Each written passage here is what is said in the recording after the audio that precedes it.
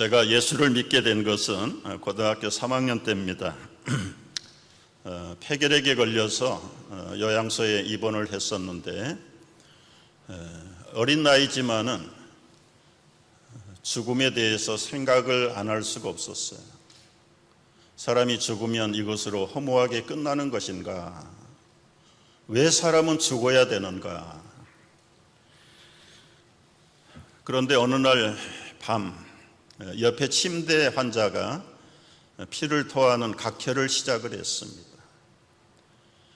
그 침대의 곁에 다가가서 부들부들 떨면서 피를 토하기를 싫어하는 그 환자를 격려하면서 피를 받아내기 시작을 했는데 그의 책상 머리에 전도지 한 장이 있었습니다. 전도지 한 장이 있었는데 보니까 박군의 심정이라는 전도지였어요. 영어로 말하면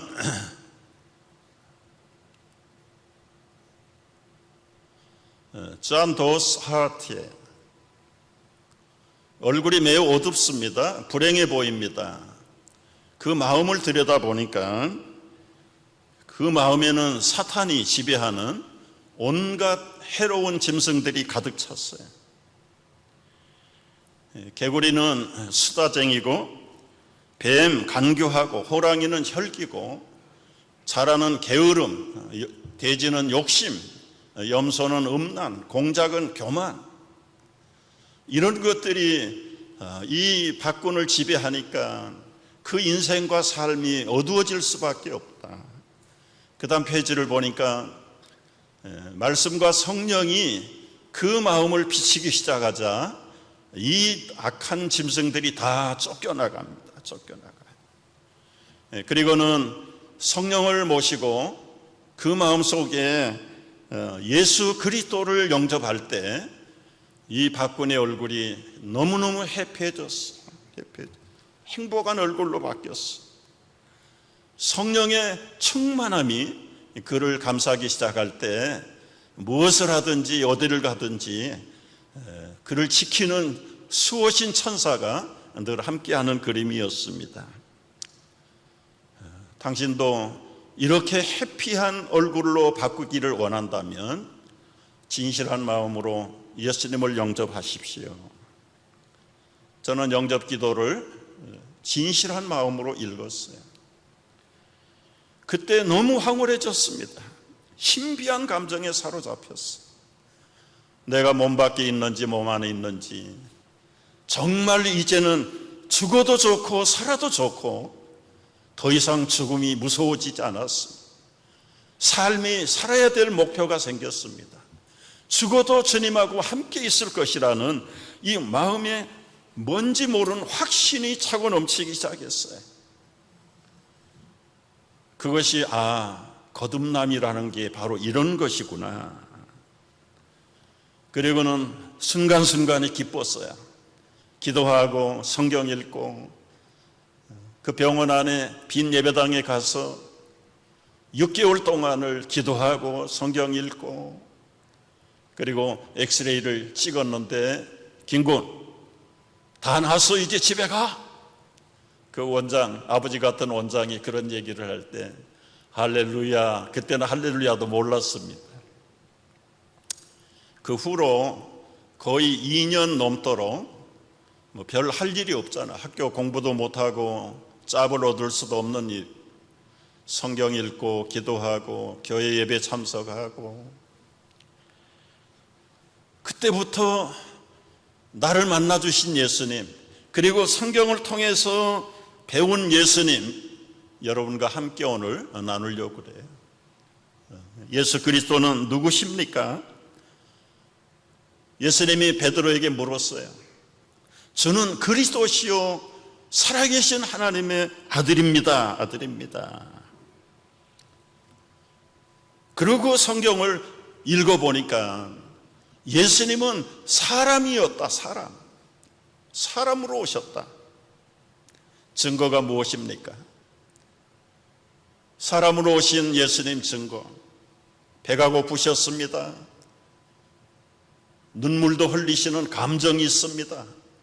화가 나실 때는 분을 내시고 피곤하면 졸립고 목이 마르셨습니다. 예수님이 가지고 있는 몸은 우리하고 똑같은 몸. 가시로, 창으로, 못으로 찌르면 피가 나요, 피가. 하나님의 아들인 예수님이 나의 몸과 같은 똑같은 몸으로 강보에 쌓여서 마리아에게서 태어났습니다. 마리아에게서 태어났어요. 그런데 우리하고는 다른 점이 딱 하나가 있어요.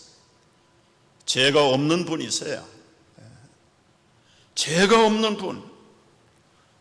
예수님은 원죄가 없는 분이세요. 이 원죄를 차단하기 위해서 우리 사도신경에서 고백한 대로 그 아들 예수 그리스도를 믿는데 성령으로 잉태하여 동정녀 마리아에게 나셨다. 이게 인카네이션의 진리입니다. 도성인신이에요. 왜 처녀의 몸에서 사람의 아버지 없이 태어날 수, 원죄를 차단하기 위해서, 원죄를 차단하기 위해서 성령이 잉태하셔서 처녀의 몸 안에 착상을 했어요. 착상. 이것이 목적이 하나입니다. 아담의 후손으로 내려오면 그 DNA 속에 누구나 죄성을 타고나기 때문에 예수님은 그 아담의 죄를 피하기 위해서 동정녀 마리아에게 성령으로 잉태하셔서 오셨다. 그러나 똑같은 사람으로 오셨다. 단 한 가지 죄가 없다. 죄가 없다. 네, 이런 말씀을 벌써 예수님이 태어나기 전에 700년 전에 이사야 선지자를 통해서 정확하게 예언했어요. 보라, 처녀가 잉태하여 아들을 낳을 것인데 임마누엘이라고 이름을 지어라. 예수님은 100% 사람의 몸을 가지고 오셨습니다. 그러나 한 가지, 죄는 절대로 없는 분이다. 동시에 예수님은 하나님으로 오셨어요. 하나님. 증거가 무엇입니까? 몸으로 오시기 전에 예수님은 어디 계셨습니까? 태초에 하나님과 함께 계셨다. 원래 예수님이 하나님이세요. 근데 태초에 하나님과 함께 계셨어요. 그러다가 인간들의 불쌍한 죄의 멸망을 바라보면서 회개하기를 돌이켰지만 스스로 회개하고 돌이킬 능력이 인간에게 없어요. 그걸 아시고 창세기부터 예언하기 시작했어요. 가죽옷으로 인간의 부끄러움을 감춰주시고 이사야 선지자를 통해서 처녀의 몸에서 임마누엘 예수님을 보내실 것을 약속하시고 스가랴 선지자를 통해서 베들레헴에서 하나님의 아들이 태어날 것도 예비하시고 말씀이 육신이 되어 우리 가운데 거하셨다. 사람의 몸으로 태어나셨지만 예수님은 100%가 사람이시고 100%가 하나님이시다. 이게 예수님이 갖고 계시는 탄생의 비밀이에요. 비밀. 예수님이 하나님이라는 증거가 무엇입니까? 파도를 잠잠케 하셨습니다. 뿐만 아니라 귀신을 쫓아냈습니다. 각색병자를 고치셨습니다. 죽은 자를 살리셨습니다. 복음서에는 예수님이 하나님 되시는 크고 작은 기적들이 수를 셀 수 없이 기록되어 있습니다.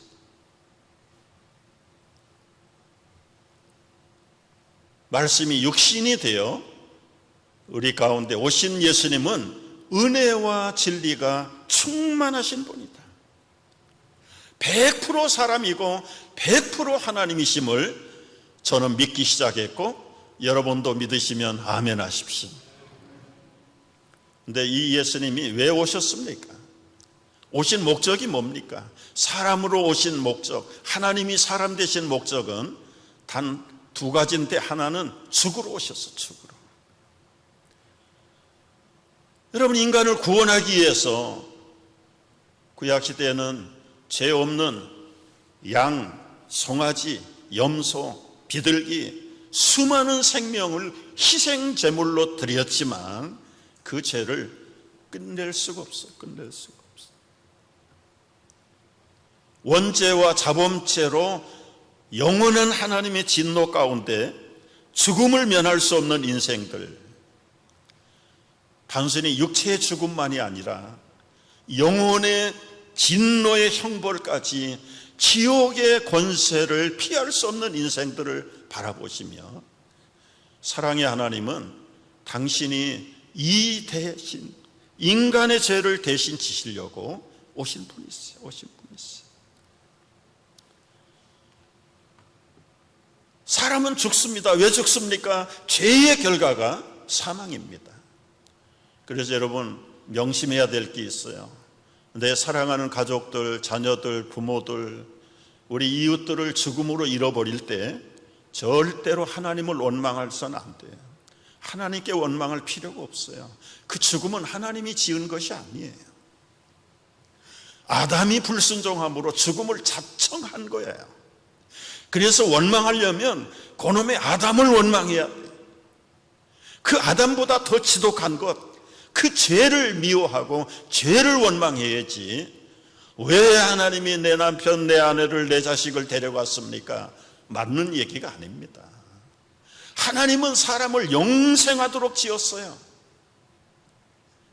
그런데 아담이, 우리의 첫사람 아담이 불순종함으로 하나님의 영원한 생명을 스스로 끊어버린 겁니다. 끊어버린 거예요.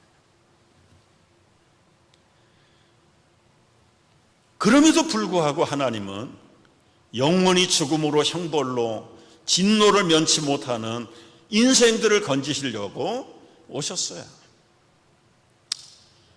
여러분, 예수님이 오신 목적은 그 이름을 보면 알아요. 이름이 뭐라고요? 예수라, 예수. 그 예수의 뜻이 무엇입니까? 죄에서 백성들을 구원할 자로 오셨다. 구원할 자로. 세비어로 보내셨다는 뜻. 세비어로. 르디머로 보내신 거예요. 예수님의 또 다른 이름은 그리스도죠. 기름을 부음 받은 자. 메시아라는 뜻입니다. 메시아. 여러분, 이름은 그 사람의 속성을 드러내는 거예요. 드러내는 거예요. 코끼리 하면 코끼리처럼 생겼잖아요. 여러분이 동의하든 안 하든. 돼지 하면은 날씬한 비둘기처럼 돼지가 생긴 게 아니잖아요. 예수님 하면은 벌써 하나님의 아들, 그분이 하나님. 그런데 사람으로 마리아에게 나셔서 죄 없는 몸으로 오셔서 수많은 멸망 가운데 있는 인생들을 건지시려고 하나님이 보내신 당신, 아들이라고 그랬다가 당신이라고 그랬다가 다 그분이에요. 사실은 아버지나 아들이나 성령이나 다 하나님이 하나님이시고, 성령이 하나님이시고, 예수님이 하나님이시고, 하나님이 하나님이시고, 하나님의 아들이 예수님이시고, 이게 그 신비한 삼위일체 존재 하나님이시잖아요. 처음에 믿을 때는 헷갈려요. 하나님이 세 분인가?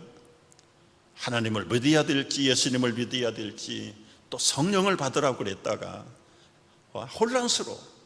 그런데 점점 기도하고 성경을 배워갈수록 하나님이 단순한 하나님이 아니구나. 얼마나 오묘하고 얼마나 신비한 능력을 가지신 하나님이신가. 하나님 한 분으로도 족한데 그 하나님이 삼위일체 하나님이라는 사실을 생각해 보면 완전 중에 완전, 온전하신 하나님 중에 온전하신 하나님. 얼마나 하나님이 무한하신 온전하신 하나님이신가를 이 삼위일체 하나님을 깨달아가면 갈수록 더 깨닫게 되고 감사합니다. 예수님이 왜 오셨습니까? 단번에 죽으시러 오셨다. 죽으시러. 의인으로서 불의한 죄인들을 대신하여 죽으시려고 단 한 번 죽으면 끝나는. 여러분, 우리는 죄를 질 때마다 재판받고 감옥 가고 감옥에 10번 갔다 왔다고 그래서 그 다음에 죄를 지면 면제받는 게 아니에요. 한없이 벌을 받아요. 갈 때마다 징역을 살든 보석금을 내든. 그런데 예수님은 only one time, 한 번으로 인류의 죄를 다 갚으셨다. 이것이 하나님의 구원의 지혜고 하나님의 구원의 비밀이에요. 비밀. 여러분, 하나님이 아들이고 아들이 하나님이라는 말에 여러분 동의하실 수 있고 이해할 수 있는 이야기가 있어요. 하나님은 절대적으로 사랑의 하나님이세요. 뿐만 아니라 공의의 하나님이세요. 공의의 하나님. 이 공의와 사랑은 언제나 하나님을 같이 가야 돼. 같이. 사랑만 있어도 안 되고 공의만 있어도 안 됩니다. 이 세상에 여러분 벌만 있어가지면 죄를 지으면 다 감옥 가야 되고 다 사형시켜야 되고 살아남을 자가 없어요. 근데 하나님의 사랑의 속성이 만족할 수가 없어요. 그렇다고 공의를 없애버리고 무조건 사랑하시고 무조건 용서하면 이 세상은 무질서와 혼란 가운데 빠집니다. 여러분, 미국이 총기를 헌법으로 소유할 수 있도록 보장한 이유가 뭐예요? 지금이라도 무기 다 자진 반납해라. 선한 사람은 다 반납합니다. 그런 악한 사람은 안 합니다. 지금 누구나 총을 가지고 있고 무기를 가지고 있기 때문에 아무리 나쁘고 악한 강한 사람이라도 함부로 남의 집에 들어갈 수가 없어요. 그 집에 들어가면 그 집에도 공의의 총이 있기 때문에. 이 하나님의 속성은 공의와 사랑 동시에 성립해야 되고 만족해야 돼요. 옛날에 어느 임금이 너무 죄를 짓는 백성들에게 이제부터 죄 짓다가 걸리면 두 눈을 뽑아버리겠다. 백성들이 무서워서 죄를 못 지었어요. 그런데도 죄 짓는 놈이 하나 있었는데 왕의 아들 왕자가 죄를 짓다가 잡혔어요. 이제 왕자의 두 눈을 뽑아야 됩니다. 백성들은 수군거렸어요. 아무리 왕이지만 애비가 자식의 두 눈을 뽑는 애비가 어디 있어? 안 뽑을 거야. 그냥 석방할 거야. 야, 석방하면 그게 공의의 왕이냐? 분명히 뽑을 거야. 야, 네가 아비라고 생각을 해봐. 네 자식 두 눈은 뽑겠어? 너 생각해봐. 네가 왕인데 자식의 눈을 안 뽑으면 백성들이 누가 그 법을 지키겠냐? 논란이 붙었어요. 여러분은 어느 편이라고 생각합니까? 여봐라, 왕자를 끌어내서 두 눈을 뽑으라. 백성들을 다 불러 모았어. 한 눈을 뽑았습니다. 마저 한 눈을 뽑으려고 할 때 스탑! 그거 봐라. 아버지가 아버지지. 한 눈을 마저 뽑아라. 그러나 내 눈을 뽑아라. 그날 이후로 백성들 중에는 그 죄를 범하는 일이 완전히 끊어졌다. 하나님은 아들을 죽이시고 아들을 죽는 그 순간에 당신이 죽으신 거예요. 당신이 죽으신 거예요. 여러분, 모든 인간은 공의 앞에, 하나님의 진노 앞에 그 죽음과 사망과 지옥의 형벌을 면할 길이 없어요. 그런데 사랑의 하나님이 고민이에요. 하나님은 가진 게 사랑밖에 없는데 당신이 창조하신 그 백성을 영원한 형벌의 진노에 버린다는 것이 사랑의 하나님으로 만족할 수 있겠느냐? 외면하면 공의의 하나님으로서 최신이 없는 분이고, 이 공의와 사랑을 동시에 만족하는 분이 바로 예수 그리스도를 단번에 십자가에 보내서 의인으로서 불의한 사람을 위하여 대신 죽으신 죽음입니다. 하나님이 세상을 이처럼 사랑하사 우리를 사랑하시되 당신의 독생자를 죽음 가운데 내어주신 무한한 하나님의 사랑. 복음 중에 복음. 누구든지 이제는 그 하나님 예수님을 믿는 자는 멸망하지 아니하고 영생을 얻게 하시다. 예수님이 오신 목적, 죽으러 오셨습니다. 두 번째 목적은 부활하시기 위해서 오셨어요. 여러분, 강력한 마귀 무기가 무엇입니까? 마귀의 무기는 죽음이에요. 죽음으로 한번 휘두르니까 세상에 한 사람도 이 마귀의 무기 앞에 살아날 자가 없어요. 그래서 모든 인간은 다 죽습니다. 다 죽습니다. 심지어 사람으로 오신 예수님도 죽음. 얼마나 마귀의 이 사망의 권세가 강력한지 하나님의 아들 예수 그리스도도 육체를 죽여버렸어요. 그런데 예수님이 누구십니까? 하나님이세요. 전능하신 하나님, 창조의 하나님, 마귀를 다스리는 하나님 예수님이 그 마귀 하나쯤을 이겨낼 수가 없을까요? 우리가 볼 때는 부활이라는 게 생물학적으로, 과학적으로, 상식적으로, 경험적으로 있을 수 없다, 믿을 수 없다, 그렇게 치부할 일이 아니에요. 무에서 유를 창조하신 예수님이, 하나님이 무엇을 못하시겠습니까? 사람 몸 안에 애기씨 하나를 못 집어넣어요? 죽은 자를 살리지 못하는 게 하나님이십니까? 당신이 죽으셨는데 왜 못 살아나요? 온전히 죽으신 것은 우리의 죄값을 완전히 페이하시기 위해서 예수님이 우리 대신 육체와 그 영혼의 형벌을 받으신 거예요. 그러나 완전히 마귀에게 패배할 하나님이 아니시잖아요. 하나님의 능력으로 마귀의 권세, 죽음의 권세를 깨뜨리고 3일 만에 살아나신 분이 예수님이십니다. 할렐루야. 여러분이 예수님을 부활하셨어요. 제자들이 이게 정리가 안 됐습니다. 3년 동안 배웠지만 제대로 정리가 안 됐어요. 죽음으로 절망 가운데 다 낙심하고 무서워서 문을 걸어 잠그고 숨어 있는데 부활하신 주님이 나타나셨어요. 와, 유령이 오셨다. 고스트다. 고스트. 유령은 살과 뼈가 없다. 손을 내밀어 만져봐라. 옆구리에다가 손을 넣어봐라. 먹을 거 가져와라. 떡도 잡수시고 숯불에 구우신 생선 한 토막도 잡수시고, 내가 너희보다 먼저 갈릴리로 간다. 거기서 만나자. 여러분, 문이 닫혔는데 들어오셨어요. 문이 닫혔는데 사라지셨어요. 그때 도마가 없었습니다. 도마는 의심쟁이의 대표. 야, 우리가 살아나신 주님 만났다. 나는 만져보기 전에, 내 눈으로 보기 전에 못 믿는다. 말이 끝나자마자 예수님 나타나셔서, 도마야, 네 손으로 만져봐라. 네 손가락으로 내 옆구리에 넣어봐라. 그리고 믿지 못하는 자가 아니라 믿는 자가 되라. 도마가 만져보기도 전에 놀래가지고, 주님, 내가 주님을 믿나이다.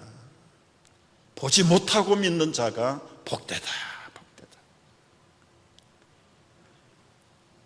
여러분, 이런 예수님이 사람으로 오셨고 하나님으로 계셨고 나를 위해서, 여러분을 위해서 죽으시고 부활하셨습니다. 부활하셨어요.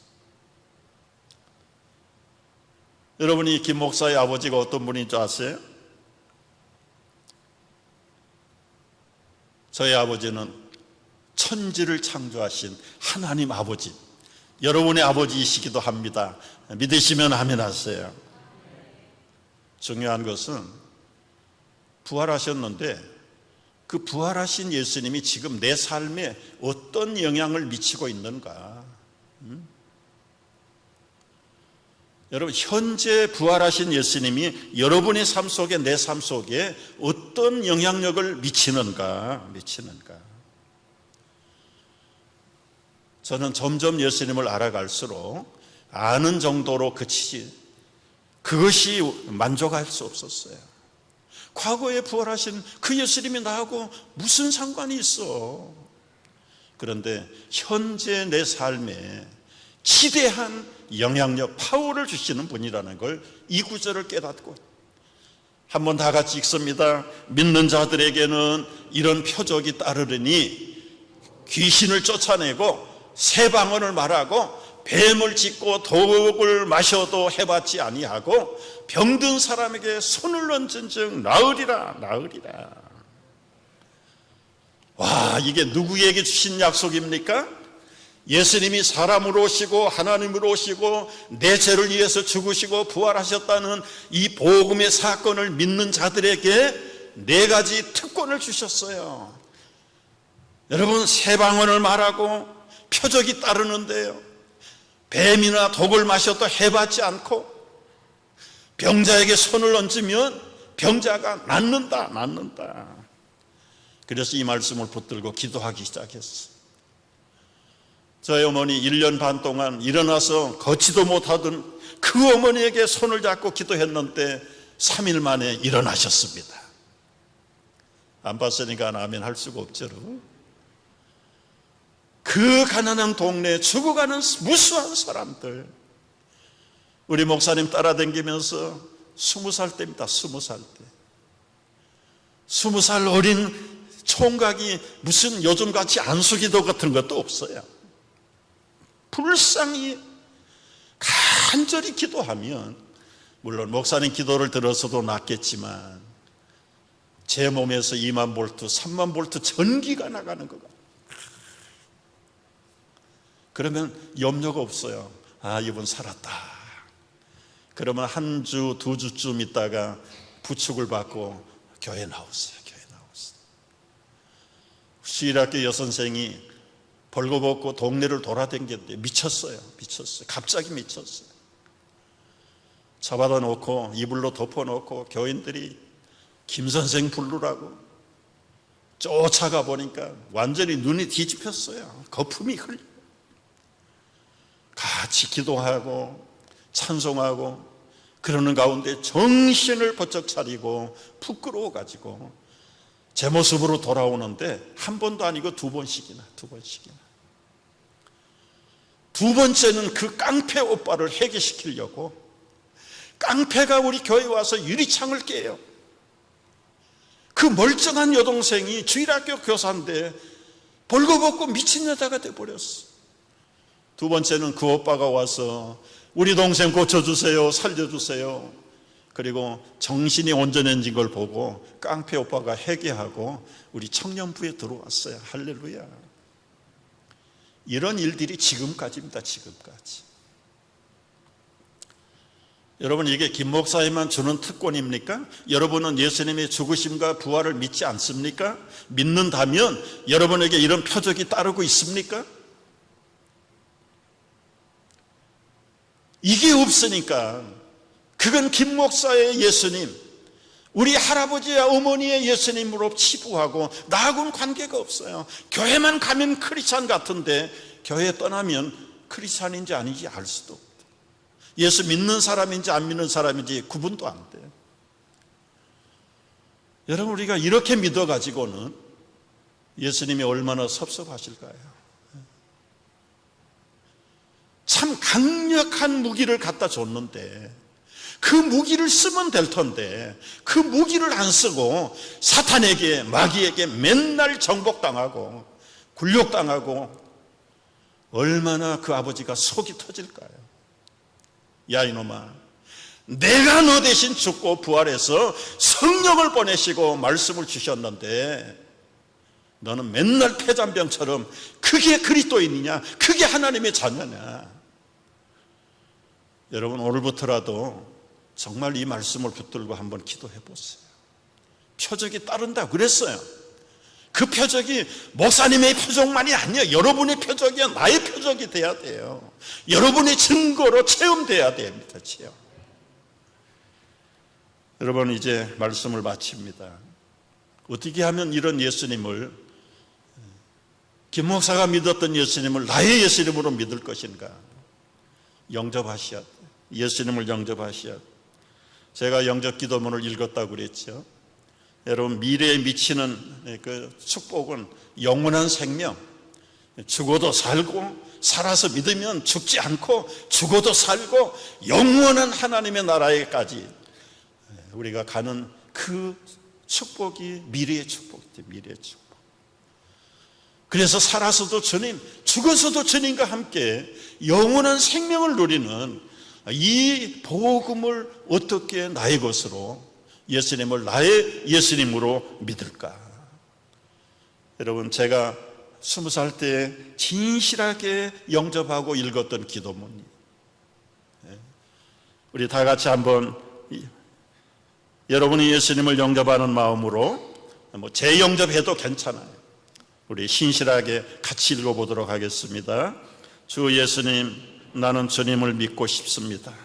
십자가의 죽으심으로 내 죄값을 담당하시니 감사합니다. 지금 나는 내 마음을 문을 열고 예수님을 나의 구주, 나의 하나님으로 영접합니다. 나의 죄를 용서하시고 영생을 주심을 감사합니다. 나를 다스려 주시고 나를 주님이 원하시는 사람으로 만들어 주시옵소서.